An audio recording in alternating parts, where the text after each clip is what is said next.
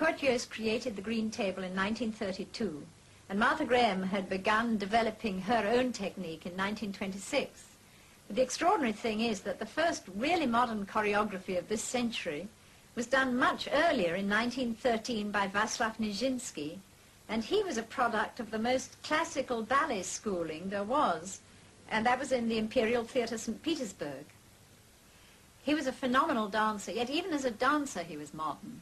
The ballets in Russia didn't give scope for his talents, and then Serge Diaghilev took a company of dancers from St. Petersburg to Paris in 1909, and he began to plan ballets especially for Nijinsky, and it was those ballets that made his legend. So much so that when Diaghilev cancelled his contract on an emotional impulse, Nijinsky had nowhere to dance because no other company performed those ballets. The idea of Nijinsky out of work today is absolutely unimaginable. Everybody would be fighting to get him. But then it was a real tragedy.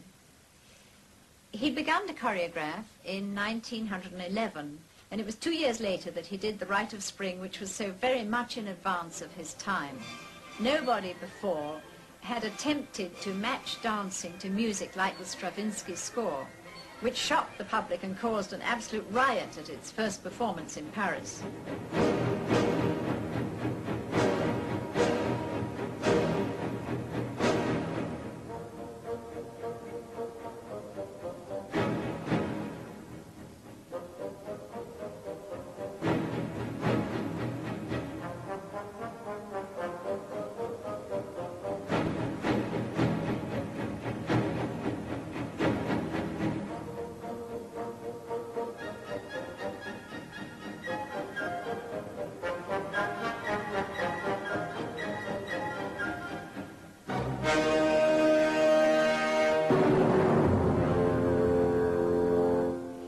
The original choreography for the Rite of Spring was never written down, and Nijinsky, who was creatively so much in advance of his time, lost his reason only a few years later. So that landmark in modern ballet will always remain an enigma, and Nijinsky's legend is that of the unique and amazing dancer. His daughter Kyra was a very young child when his mental illness was developing. Kyra, do you remember your father when you were a child before his illness? Yes, I remember when I was 3 years old.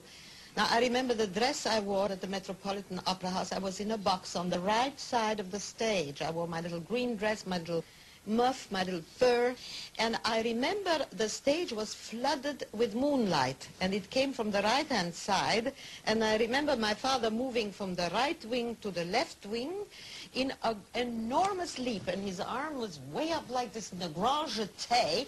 Then I remember my father again in St. Moritz, and there was a terrace, and he would jump on that terrace, and he would pick me up and tell me, point your toes, and down, up and down. My father was to me like a fairy tale. I didn't need a fairy tale book as a child. I had him, all his ballets were my fairy tales. But he became sick when I was 6 years old, and it's a very dramatic thing that I remember. My mother came upstairs. She was afraid of me being around my father, who was acting strange. And there was an argument, and he got very angry, and he gave a kick to my mother and me, and we rolled down the stairs. And another memory comes, there was a little policeman with a little Swiss policeman, a little green uniform with a little green hat, and I knew he had come to fetch my father. Yeah. It makes me very sad. I feel like crying.